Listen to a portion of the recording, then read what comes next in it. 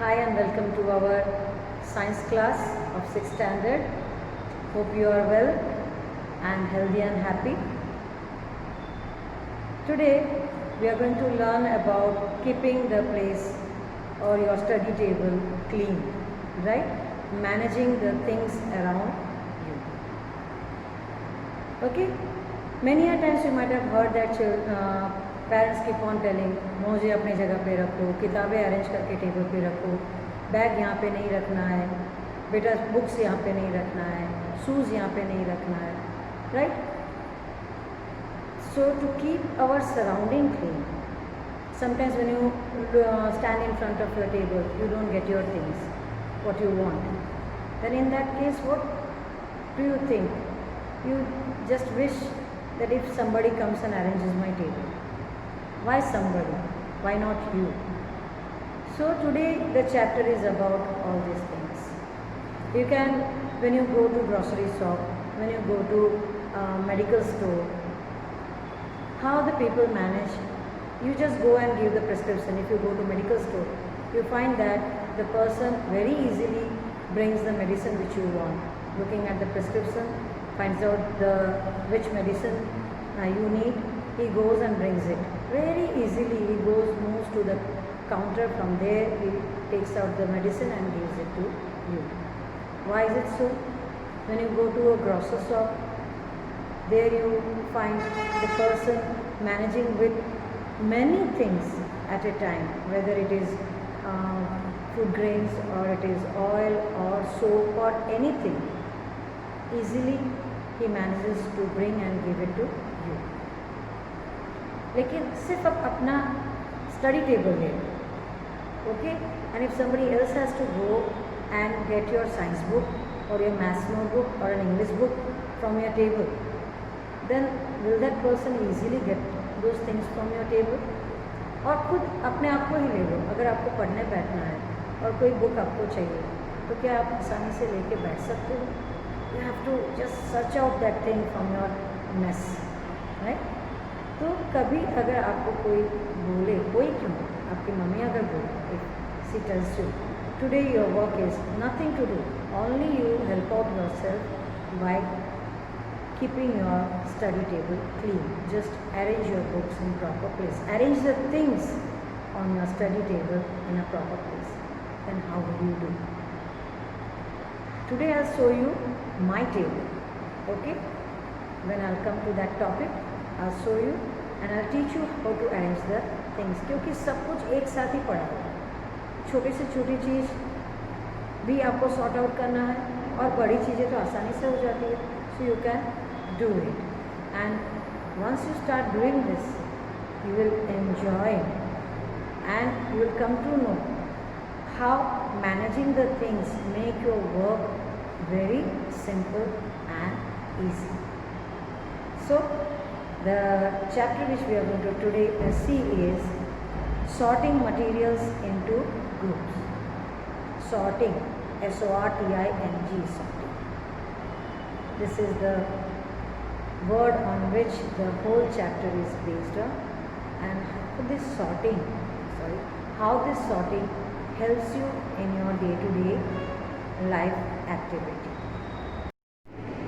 So today's chapter, you can see the heading sorting materials into groups, lesson number 4.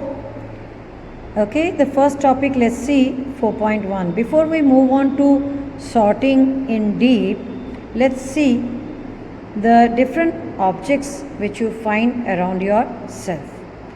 We have seen that our food and clothes have so much variety in them. Not just food and clothes, there is such a vast variety of objects everywhere. We see around us a chair, a bullock cart, a cycle, cooking utensils, books, clothes, toys, water, stones, and many other objects. All these objects have different shapes, colors, and uses. Look around and identify objects that are round in shape. Our list may include a rubber ball, a football, and a glass marble. Glass marble मतलब कि कंचे, या तो फिर गुजराती में कहते हैं Lakhoti. Football, rubber ball, ये तो आपको पता ही है. We include objects that are nearly round. Our list could also include objects like apples, oranges and an earthen pitcher. मतलब घड़ा. So we have seen that objects around us are made up of different variety of materials. So you can say a given material can be used for making large number of objects. It is also possible that an object can be made up of single material, or it can be made up of more than one material or multiple materials. Then different types of materials have different properties. Like few objects you can find their appearance is very shiny. Some objects are dull in appearance, then some are soft. For example, if you take balloon or you take rubber or you take edible object like paneer and all, when you just press it, you can feel its softness. Some are very rough, when you touch it hurts you. Then if you move on to other properties, like you can see this spectacles of mine, I can see through it, so that's called transparent. Few objects like this, you can see this is a book. When I put it in front of my face, you cannot see my face. That means you cannot see through it. It's an opaque object. There are butter papers or milky glass through which you can see partially. You cannot see it completely. It's called translucent. Those objects are considered to be translucent. Then if you take sugar and put it in water, stir water, then after some time you will find no trace of sugar particles in water. So here you can say sugar is soluble in water. Likewise, there are many such properties of the materials of which the objects are made. The objects which are found around us are made up of different types of materials, and these materials have different properties too. So with different examples we are going to see these properties. Not only we are going to observe the different properties of the materials, different materials, but we are also going to see sorting of the objects based on these properties. Okay, sometimes materials are grouped together on the basis of similarities and differences in their properties, and sometimes we group things together for the conveniency and to study their properties. So this is all about we are going to objects and the materials they are made of. Let's take an example of this tea mug. This is metallic mug, right? And this is made up of steel. Now steel is an alloy which has several elements mixed with it, and it is prepared, and so it's made up of more than one material. But if we talk about alloy, then it is made up of one alloy which consists of different metals in it. Okay, now we take an example of another thing. This is an object. This is your book, your science textbook, which is made up of one material, that is paper. It's made up of paper. Okay, if I talk about the book without the prints, only plain papers, then your book is made up of one type of material, that is paper. Okay, then you just see this is a pen which is made up of one type of material, that's plastic, right? But if I take refill of this pen, the refill of this pen, I'll just show you, it's not made up of single material but several materials, that is two materials are used to make this refill. Here you can see this body of the refill is made up of plastic and the nib is metallic nib. Okay, it's made up of metal. So two kind of material is used to prepare this pen. One, the body is made up of plastic and the nib is metallic. Look at this duster. It's made up of two material.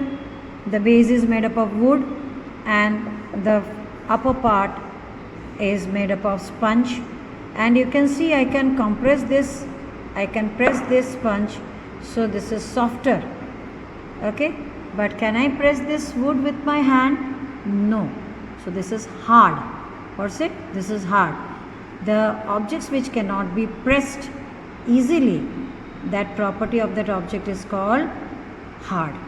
Okay, and if I open up my pouch,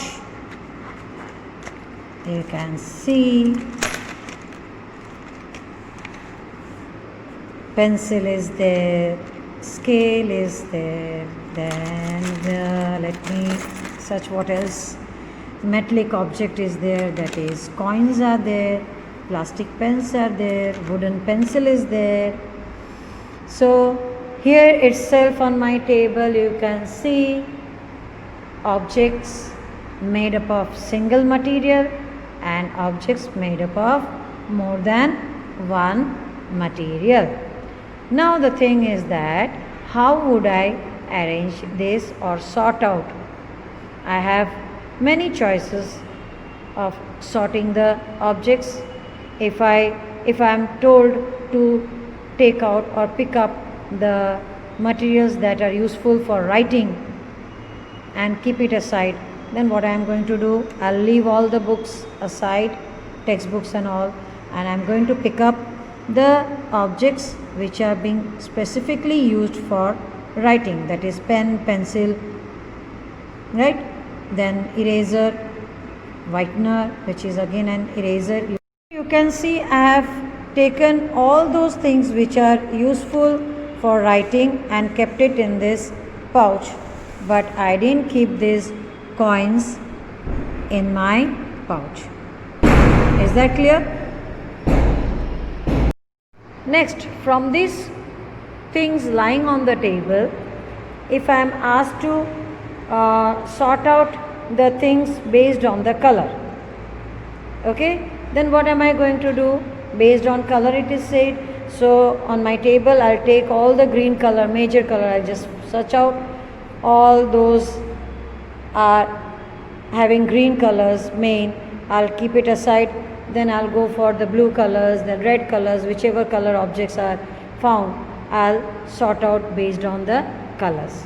Okay, then if I am asked to do sorting based on the metal materials, then metallic materials, then I'll take the metallic materials like coins aside.